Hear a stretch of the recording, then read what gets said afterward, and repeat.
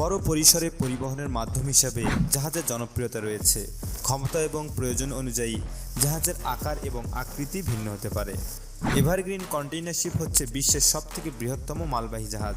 এটি 24,000-এর বেশি স্ট্যান্ডার্ড সাইজের কন্টেইনার বহন করতে পারে। 3 থেকে 4টি ফুটবল মাঠ একসাথে কল্পনা করলে আপনি জাহাজের বিশালতা বুঝতে পারবেন।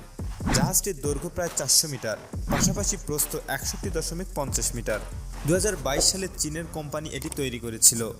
হুন্দাই মার্চেন্ট মেরিন আলজেসিয়া জাহাজটি তৈরি করা হয় 2019 সালের সেপ্টেম্বরে, আর মেরিন অসলো জাহাজটি 2020 সালে নির্মাণ করা হয়। 23,900টি স্ট্যান্ডার্ড কন্টেইনার বহন করতে পারে এই জাহাজটি।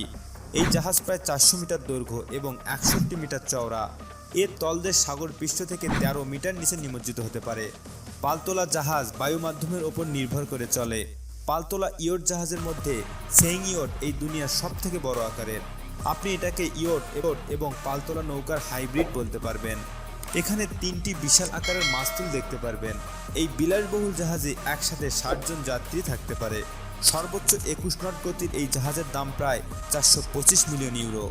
সি ক্লাউড 2 জাহাজটি 17 মিটার লম্বা। এখানে 3টি মাস্তুল এবং 23টি পাল রয়েছে।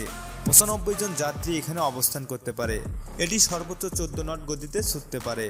এই জাহাজের দাম 100 million euro. Wonder of the sea জাহাজটি দেখতে বিস্ময়কর এবং বিশাল। এই জাহাজটি 22 নট গতিতে ছুটতে পারে। একই সাথে 60,000 যাত্রী এখানে অবস্থান করতে পারে। সুইমিং পুল, রেস্তোরাঁ সহ বিলাসবহুল আয়োজন রয়েছে এখানে। আজম হচ্ছে মোটর চালিত সমুদ্রযান এবং এটি বিশ্বের সবথেকে বড় ইয়ট। এটির মূল্য 500 মিলিয়ন ইউরোর বেশি। এটি 36 জন অতিথি এবং 80 জন ক্রু নিয়ে চলতে পারে। 32 নট গতিতে ছুটতে সক্ষম এই ইয়টটি। বন্ধুরা, আজকে এই পর্যন্তই।